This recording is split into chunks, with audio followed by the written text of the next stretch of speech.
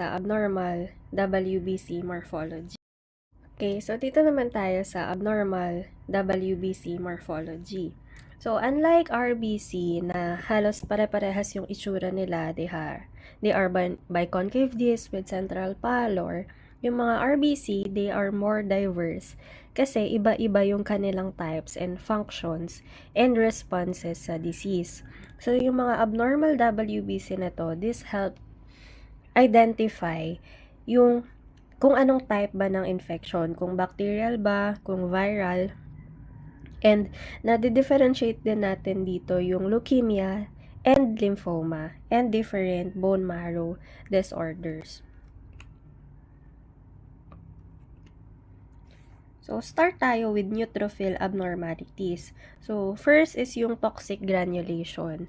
So, ito, si RBC, they are large and they have dark cytoplasmic granules. So, usually, yung mga neutrophils natin, di ba, they have primary or azurophilic granules. So, kapag severe na yung infection or yung tinatawag nating systemic inflammation, yung mga bone marrow, napupush sila to release neutrophils faster. And because of this, yung mga granules, nag-a-appear sila as darker and more prominent kasi nga immature or stress yung mga neutrophils na nilalabas. And usually, nakikita natin to with severe bacterial infections or yung sepsis and inflammation. So, ang clinical sign natin dito or the clinical clue is kapag merong sign of toxic change is nagkakaroon ng hyperactivated neutrophils. So, ang itsura niyan, ayan. So, dahil nga stress yung paglabas, ibig sabihin, bigla-biglang nag-produce yung mga neutrophils para makapag-compensate doon sa severe bacterial infection, nagkakaroon sila ng toxic granulations sa cytoplasm nila. So, ayan, yung mga dots around the neutrophils, yan yung toxic granulations. Next is Dole bodies. So, Dole bodies, these are light blue inclusions sa cytoplasm ng neutrophils. So, Dole bodies are remnants of rough endoplasmic reticulum or the RNA. So, usually, nag-accumulate siya kapag sobrang bilis ng neutrophil production. For example, during stress, during infection, or tissue damage. So, ang ibig sabihin nito, hindi na perfectly cleaned up yung cytoplasm. Kaya may natitirang blue patches doon sa cytoplasm ng neutrophil. So, usually nakikita siya with infections, burns, and pregnancy. So, yung Dole bodies, ang itsura niyan, ayan. Okay, so yung mga arrow, ito, yan. Yung dark blue sa cytoplasm, yan yung Dole bodies.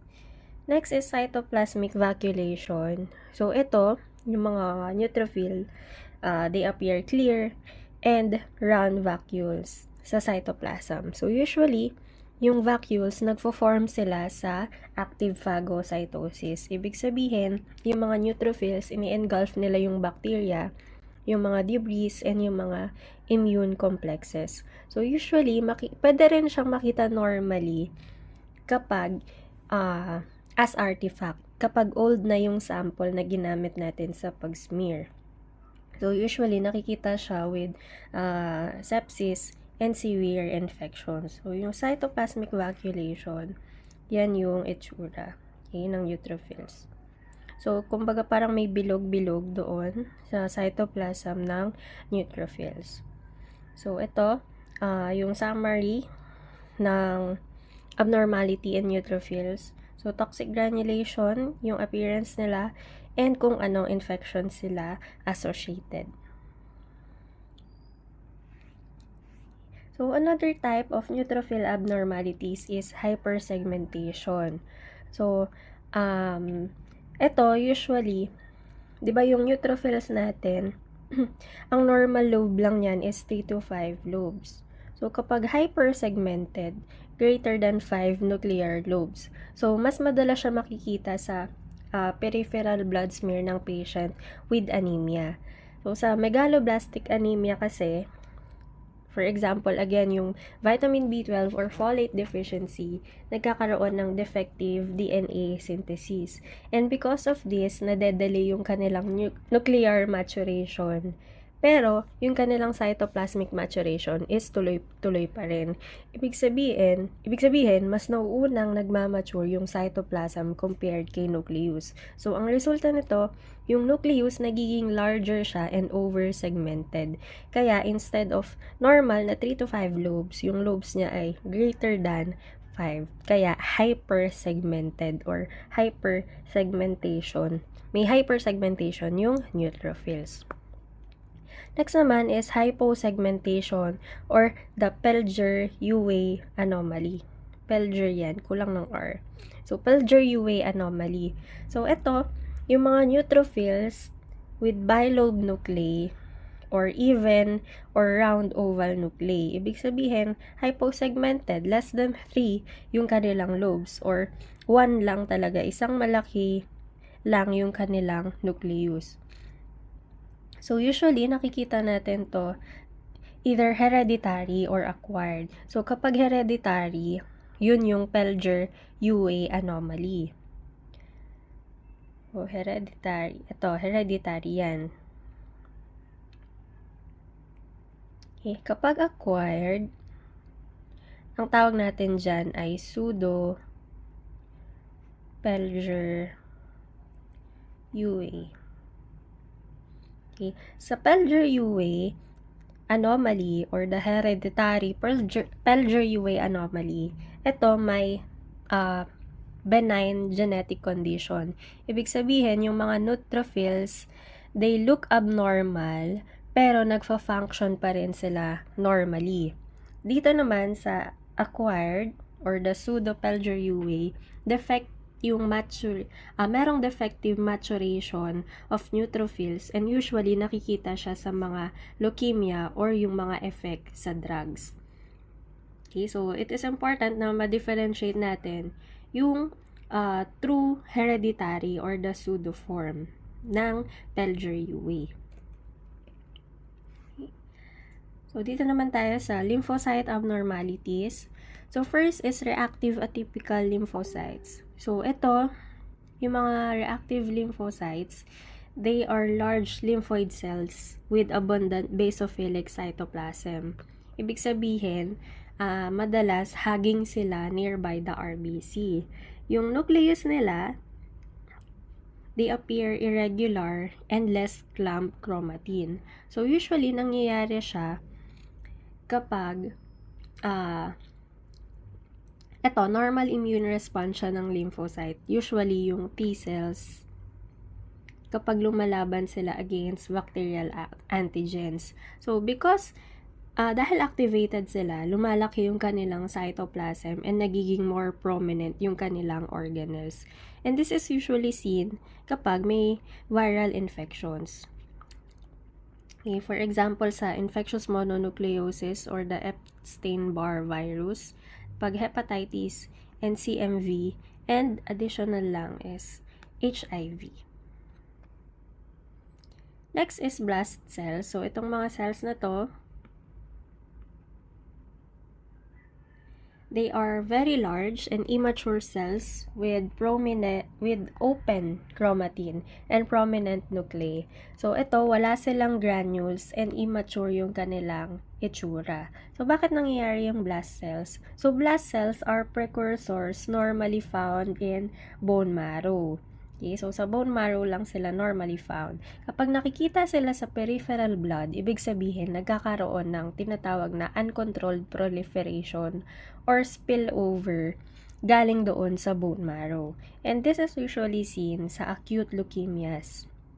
Okay? Yung acute leukemias natin, ang example niya is the acute lymphoblastic leukemia and acute myeloid leukemia. So, kapag merong presence of blast sa blood smear, okay, so ang strong suspicion na natin to for acute leukemia. Next is smudge cells or yung tinatawag natin na basket cells.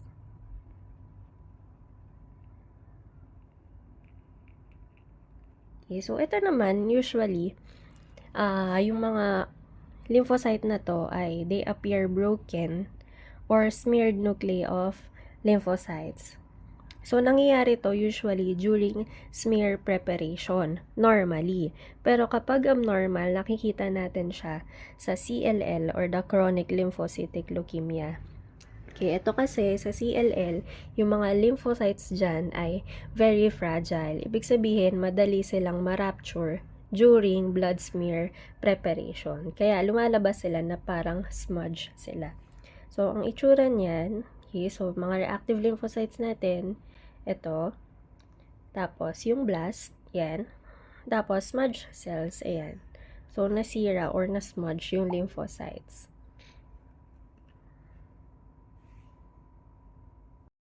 Next, hairy cells naman, these are lymphocytes with irregular or hair-like cytoplasmic projection. Kaya sila tinawag na hairy cells. And usually, yung nucleus dito, they are often oval or bean-shaped. So, nangyayari siya kapag may malignant transformation of B lymphocytes. So, this is usually seen in hairy cell leukemia.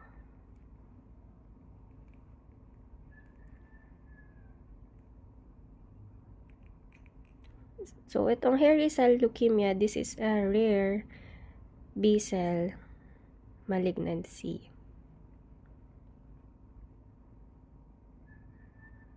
And this is often associated with pancytopenia,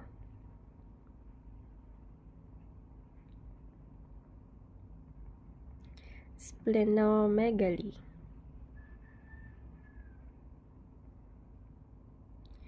and marrow fibrosis. Okay, so, para makita natin itong hairy cell, usually, ang classic stain na ginagamit natin dyan is the TRAP.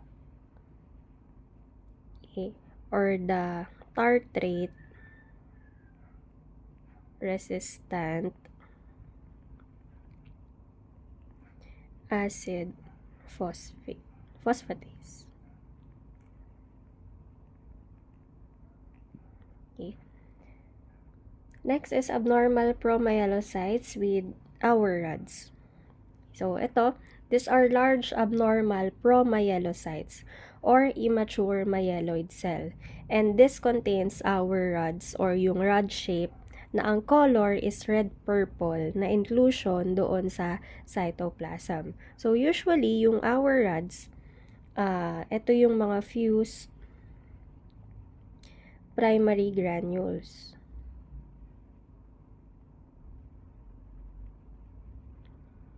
Okay. And this is usually seen in acute promyelocytic leukemia or the APL.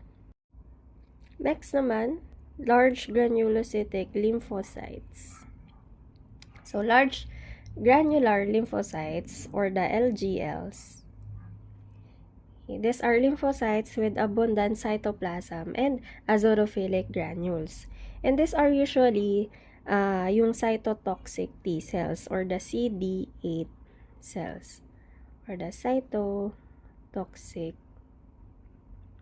T cells or the NK cells or natural killer cells. So, nakikita natin to kasi normal immune response lang siya kapag increase yung viral infection or merong immune activation. And this is usually seen sa mga viral infections like Epstein-Barr virus, cytomegalovirus, HIV, and hepatitis. Okay, so yung mga itsura niyan, okay, so ito yung hairy cells. So, kaya siya tinawag na hairy cells kasi parang may buhok-buhok yung lymphocytes. So, ito naman, yung malaki, ito yung abnormal promyelocytes. So, yung our rods, yan, yung red sa labas, sa cytoplasm. And large granular lymphocytes, ito. Okay. So, that's all for our lecture about abnormal WBC morphology.